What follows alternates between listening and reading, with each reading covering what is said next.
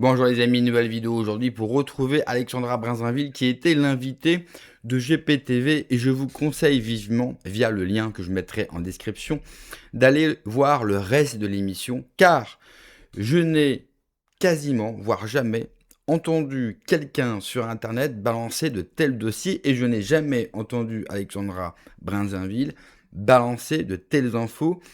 Il fut pour moi extrêmement difficile de trouver un extrait, car j'aurais pu en faire au moins 4 vidéos de la même émission uniquement avec Alexandra Brinzinville. Écoutez bien ce qu'elle va vous révéler, c'est totalement fou, c'est sûrement une des choses la plus folle que vous allez entendre et que vous avez entendu ces dernières années sur les chaînes politiques sur YouTube. Mais juste avant de l'écouter, comme d'habitude, n'oubliez pas de vous abonner, le pouce, le commentaire, le partage, le boost de la vidéo. Je remercie les donateurs que j'ai eu sur Tipeee. Vous avez évidemment tous les liens en description sous la vidéo. On l'écoute et on en parle juste après.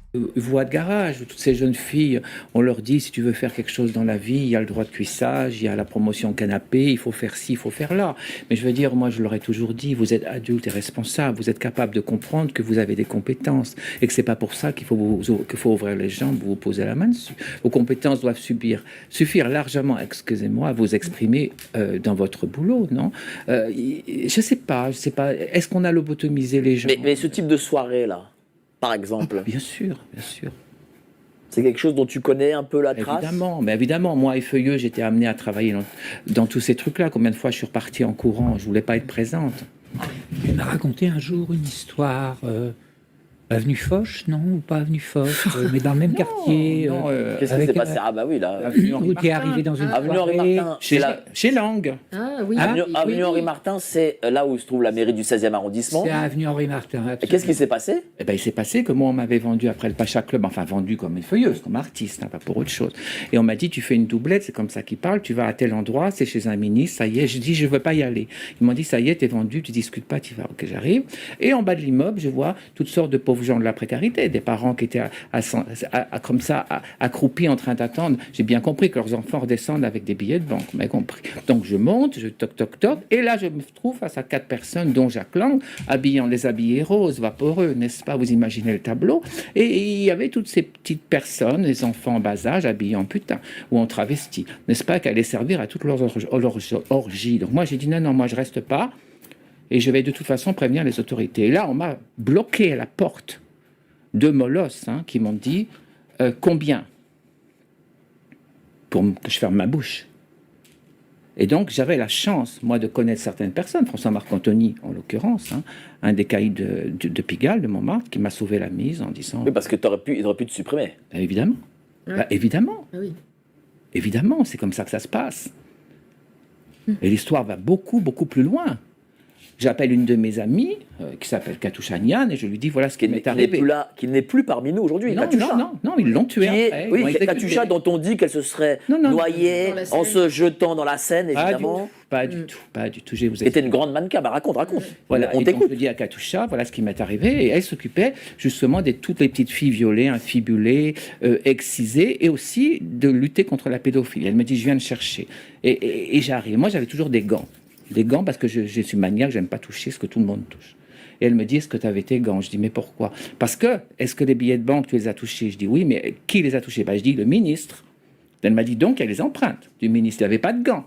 Bon. Et donc, elle est allée après à la police judiciaire, ils l'ont arrêtée, elle dit, on sait pourquoi. Vous venez, c'est pas la peine, donnez-nous l'alias. Donc, elle a pris l'alias. La police a pris l'alias pour enlever les preuves. Mais ils ne savaient pas qu'il y avait une autre liasse qui était dans un coffre-fort. Il y est toujours d'ailleurs. Et peu de temps après, Katoucha, on l'a retrouvée donc dans l'eau, noyée, alors qu'elle ne s'approchait jamais à plus de 400 mètres de l'eau, tellement elle en avait peur. Et elle vivait avec un monsieur, Victor, qui était un grand trafiquant de drogue. Et elle pensait qu'en vivant avec un monsieur qui était dans le milieu, ça la mettait hors de danger. Pas du tout. La drogue, c'est ce qu'elle a, elle a été torturée, kidnappée, exécutée, et ils l'ont balancé un jour son corps dans la flotte. C'est pour ça qu'ils l'ont retrouvée fraîche comme un gardon. C'était une très très grande mannequin d'origine sénégalaise. Et je peux même vous dire qui est derrière son exécution, si vous voulez. C'est Pierre Berger. J'ai pas peur, je le dis. Il est plus de ce monde. Là, ce soir-là, je sais pas ce qui se passe. Non, mais ça m'était C'est la foire au scoop. Ah ouais, là... Non. Je savais pas avant. Non, je t'ai plus. On va apprendre des choses ce soir. Voilà, pourquoi on n'est Pierre pas venu Berger pour rien. Vas-y, pourquoi Pierre Berger? Parce que... Attends. Pierre Berger, pourquoi Parce Pierre que Berger? Katusha était une amie intime d'Yves Saint-Laurent, qui était un esclave sexuel à qui on faisait subir des abominations, Pierre Berger en l'occurrence, et elle avait cherché 2 fois à sortir Yves Saint-Laurent de cet enfer, de ce cauchemar, et on lui a dit, tu te mêles de tes affaires, tu n'approches plus donc de Monsieur Saint-Laurent. Et c'est lui qui a tout fait ensuite pour la zigouiller, en tout cas la mettre hors d'état de faire quoi que ce soit. Christian. Tu es surpris de tout ce que on te raconte là ce soir. Ce matin, tu m'as écrit, tu peux venir avec des billes. Bah oui. Donc, prends conscience que tu as projeté ce que nous sommes en train de faire ce soir. Non mais, vous savez, je vous connais tous les 4 très bien, et je suis toujours surpris. Voilà, c'est comme ça. Et je suis allé chercher les billes. Là, j'étais Stéphanie, Alexandra, ou deux, là, je suis surpris. Là, moi, j'en parle pas tous les jours, hein, c'est le passé. Je m'en souviens, maintenant, ma vie, elle continue, elle ne sait pas comment à partir de ça. Mais c'est vrai qu'il y en a eu qui ont eu moins de chance. Mais une fois, j'ai reçu, il y a très longtemps, un manuscrit sur la pédocriminalité. Alors, je ne dirais pas où, mais il y avait des noms de magistrats, de policiers, etc., etc. Alors, évidemment, ça, c'est impubliable. Non. Parce que si je publie quelque chose comme ça, quelle preuve avons-nous? Je tiens à rappeler quand même, mais c'est important de le faire, que Jack Lang est toujours en liberté, qu'il n'y a aucune enquête, aucun commencement d'enquête contre cet homme.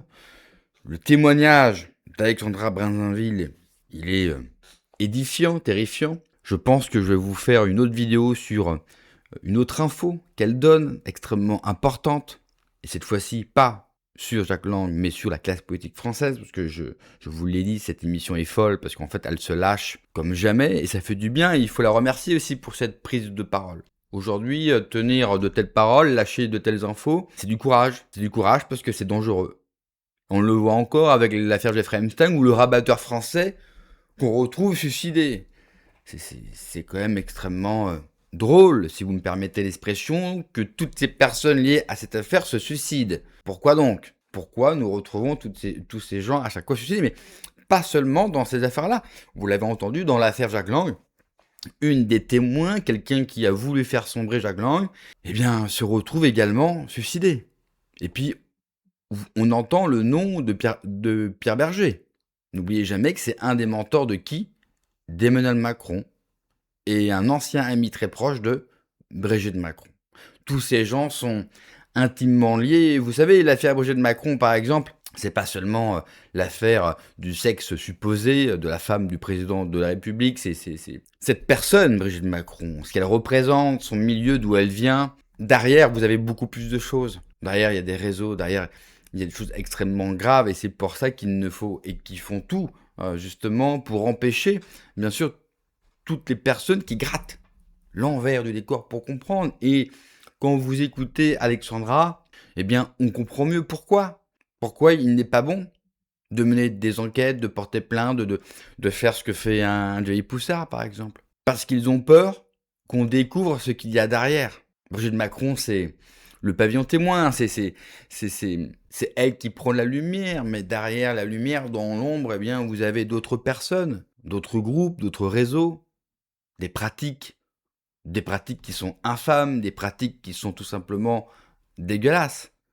Et qui existe depuis très longtemps, hein, depuis le début de la République. Hein. Au commencement de la République, dans les salons parisiens, il se passait des choses absolument dégueulasses. Sous l'époque du général de Gaulle, dans les mémoires de guerre, il y a un passage où un fonctionnaire de l'État, un ancien officier, qui avait montré en plus sa bravoure pendant la Seconde Guerre mondiale, eh bien, se fait choper, devinez où, dans le bois de Boulogne. Et le général de Gaulle, au début, c'est lui-même qui l'écrit dans ses mémoires, veut faire preuve d'indulgence, parce qu'il le dit, il a combattu avec bravoure, il a servi la France, et vous le savez, pour le général de Gaulle, l'intérêt de la France est supérieur à tout. Le problème, c'est la mondaine, c'était la police de l'époque, va lui raconter dans quelles circonstances, eh bien, ce serviteur de l'État, ce haut fonctionnaire, a été pris. Et déjà, à l'époque, c'était une soirée chemsex dans le Bois de Boulogne. Et ce fameux haut fonctionnaire, ce fameux ministre, eh bien, c'était pas lui qui participait, c'était lui qui se faisait enfourner. Voilà, je vais utiliser un propos imagé, mais je vous laisse imaginer la scène. Et à ce moment-là, le général de Gaulle écrit dans ses mémoires « Je ne puis faire preuve d'indulgence ». Voilà comment on traitait ce type de personnes. Aujourd'hui, c'est tout l'inverse. Aujourd'hui, vous recevez une promotion. Vous finissez ministre. Et quand je dis ministre, je pense par exemple à l'ancien conseiller en communication de Gabriel Attal qui avoue prendre une certaine drogue jusqu'à se faire péter le crâne. Ou alors un des conseillers de l'actuel Premier ministre qui se fait choper dans une soirée chemsex à quelques rues du Parlement français. C'est ça la République, les amis. La République, c'est la déviance, la décadence à tous les étages, et qui malheureusement ne s'est pas arrêté seulement à l'élite, bien sûr, mais est redescendu, bien sûr, dans la population. Mais quand vous enlevez toute morale commune, quand vous enlevez Dieu de l'équation, eh bien il ne reste que les péchés mortels assouvis par des instincts primaires. Merci d'avoir regardé la vidéo, les amis. N'oubliez pas, comme d'habitude, de vous abonner, le pouce, le commentaire, le partage, le boost de la vidéo. Prenez soin de vous, que Dieu vous protège. Allez, ciao.